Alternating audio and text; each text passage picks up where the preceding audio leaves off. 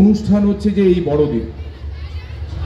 আমাদের ফাদার রঞ্জিত বলে দিয়ে গেছেন যে বাইবেলে আমরা কোথাও খুঁজে পাইনি যে 25শে ডিসেম্বরই প্রভুর জন্মদিন। এটা আমরা বাইবেলে কিন্তু কোথাও খুঁজে পাইনি, যেখানে বাইবেল আমরা যেটুকু অংশ পড়েছি। কিন্তু প্রভুর এই পৃথিবীতে আসার লক্ষ্য ছিল সমাজে হিংসা, ভেদাভেদ, হানাহানি মানুষের মধ্যে তখনের সময়তে অশুভ শক্তি সারা পৃথিবীতে ছেয়ে ফেলেছে। তার বিনাশের জন্যই কিন্তু প্রভুর এই পৃথিবীতে আসা। আজকে এই যে খ্রিস্টীয় ধর্মের মানুষদের সবচেয়ে বড় অনুষ্ঠান, কিন্তু এখানে যারা উপস্থিত হয়েছেন বা যারা আছেন তারা কিন্তু বিভিন্ন জাতি। আর আমাদের বাংলার পরম্পরা, বাংলার সংস্কৃতি, বিশেষ করে আমাদের এই মেদিনীপুরের ঐতিহ্য, সংস্কৃতি, ইতিহাস, যেখানে সর্বধর্ম সমন্বয়ের কথা বলা আছে। তাই দেখুন, যখন ঠাকুর মায়ের মন্দির থেকে বেরিয়ে এসে মসজিদে গেলেন, সকালবেলায় ঢুকেছেন, সন্ধ্যেবেলায় ফিরলেন। তার শিষ্যরা তাকে জিজ্ঞেস করলো, ঠাকুর কি দেখলেন? ঠাকুর হাসলেন। তার কয়েকদিন পরে তিনি আবার চার্চে গেলেন।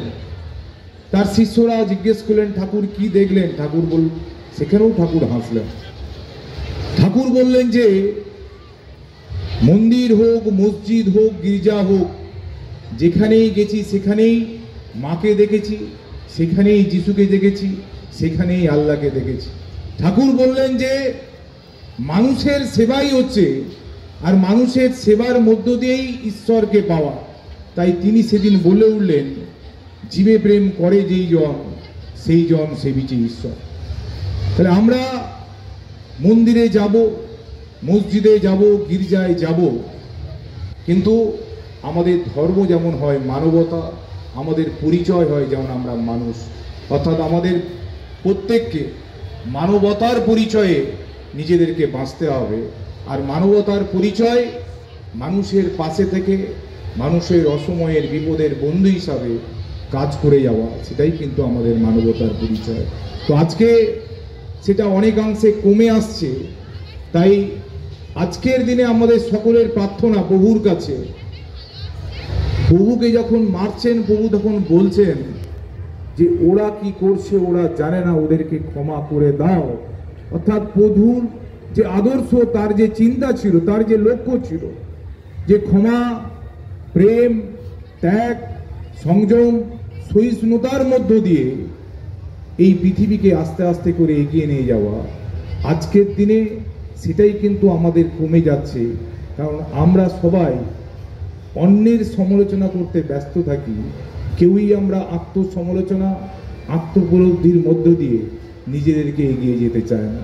কিন্তু তবু আমি এটুকু বলবো যে আমরা সেই মাটির মানুষ, যে মাটিতে মানুষ নিজেদের জীবনকে উৎসর্গ করে দেশের লড়াইয়ে সামিল হয়েছে, যে মাটি সহনশীলতার মাটি, যে মাটি সংযমের মাটি, এই মাটিতে আমরা যেন ঈশ্বরের সেই বাণী, অর্থাৎ মানবতার বাণী, আমরা যেমন সবাই আঁকড়ে বেঁচে থাকি।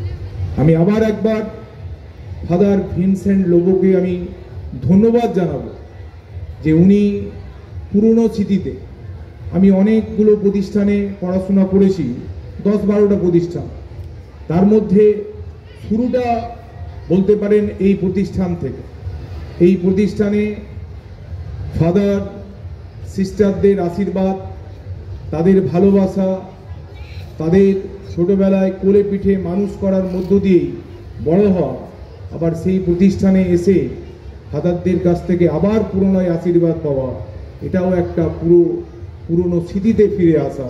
তাই আমি ফাদারকে ধন্যবাদ জানিয়ে এই প্রতিষ্ঠানে যারা শিক্ষক শিক্ষিকারা আছেন, এই প্রতিষ্ঠানকে যারা ভালোবাসেন, এই প্রতিষ্ঠানে যারা প্রার্থনার জন্য আসেন, তাদের প্রত্যেককেই আজকের এই দিনে, যে দিনটা আলোর রসনায়ের দিন, যেখানে সকাল থেকেই আপনারা কেউ কেক কেটে, কেউ আনন্দের মধ্য দিয়ে কাটাচ্ছেন, তাদের সবাইকে আমি আবার একবার অভিনন্দন, ধন্যবাদ, শুভেচ্ছা জানিয়ে আমার বক্তব্য শেষ করছি।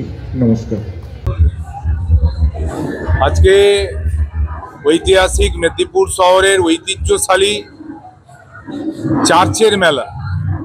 সারা বছর এই জেলার প্রত্যেকটি পরিবার মুখিয়ে থাকে কবে চার্চের মেলা অর্থাৎ বড়দিন আসবে, প্রভুর আশীর্বাদ নেওয়ার জন্য।